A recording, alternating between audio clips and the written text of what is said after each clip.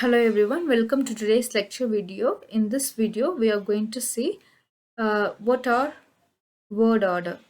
What is a word order? A word order is nothing but the way of arrangement of words in a sentence. What is a word order? Word order refers to the word arrangement in a sentence in order to produce a complete meaning. The standard word order in English, or the most frequently followed word order in English, is subject, verb, and object. To determine the proper sequence of words, you need to understand what are these subjects and what are these verbs and what are these objects. Okay, first, subject typically it refers something which is spoken about in a sentence. Okay, it can be a person, it can be a place, it can be a thing. And what is an action? An action is nothing but what is a verb? The verb is nothing but an action done in the sentence by the subject, or it can be the state of being of the subject. What is an object? An object can be again a place or a thing or a group of words, and the object always answers the question what. Take for example, she likes cricket. Okay, she likes um, um, she plays football. She subject plays verb and football object. Why? She plays what? She plays football. So here uh, football answers the question what. So it is called object. The consequences, the sequence of words in a sentence is very critical. I mean, very important in communicating in English, because when you change the word order, the entire meaning can be changed. So the word orders plays a critical role in impacting the meaning of what you are trying to say. So take for example, there are three sentences given below. What is the right word order? Dropped the boy the football. The boy dropped the football. Sorry, the boy dropped the ball, and the ball dropped the boy. So second one is the correct one, because logically only a human can handle a boy, not the ball can handle a human being. So the second one is correct. But if you are not aware of the idea that how to arrange a word in sentence, you may end up misplacing the ball in front of the sentence as a subject. So in this case, it creates unnecessary chaos in the sentence. So in order to avoid that, it is very important to understand word order. So how word order is formed? Always in English subject, English, we always have subject in front of the sentence and in the beginning of the sentence, and followed by the verb. A subject is always followed by the verb. A verb is always followed by subject. It is the common frequently used sentence structure in English. Okay, take for example, Shally speaks English. Shally speaks what? Shally speaks English. John reads the newspaper. John reads what? John reads newspaper. Here John subject, reads verb, and the newspaper object. Next one, place and time. It is very important to understand where to place the place and time in a sentence. Sometimes you must have seen people just confusing the sentence but by misplacing the time and place. Okay, so where should time and place should be placed? Take for example, they should be placed at the end of the sentence. Among between these two, place should be placed first, positioned first, and then followed by the time. In an English sentence, a time must always occur at the end of the sentence. Sometimes it may come in the beginning of the sentence in a rare case, or in a special cases where you want to stress the time.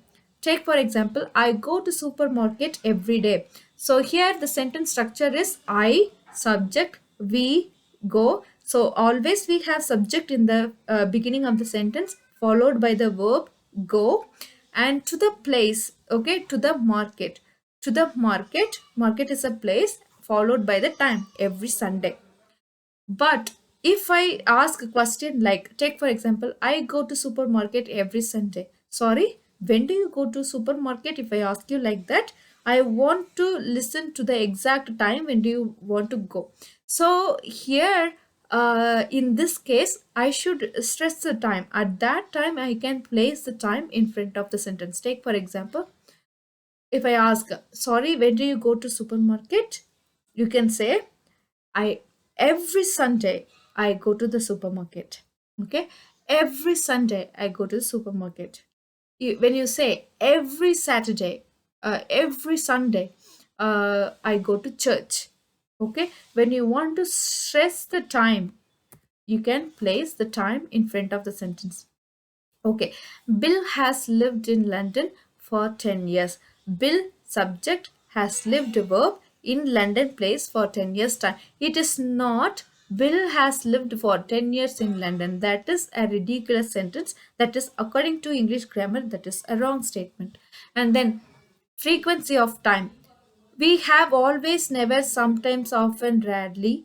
Okay, they're also considered as time, but where they should be placed, not exactly at the end of the sentence as we saw in the previous slide.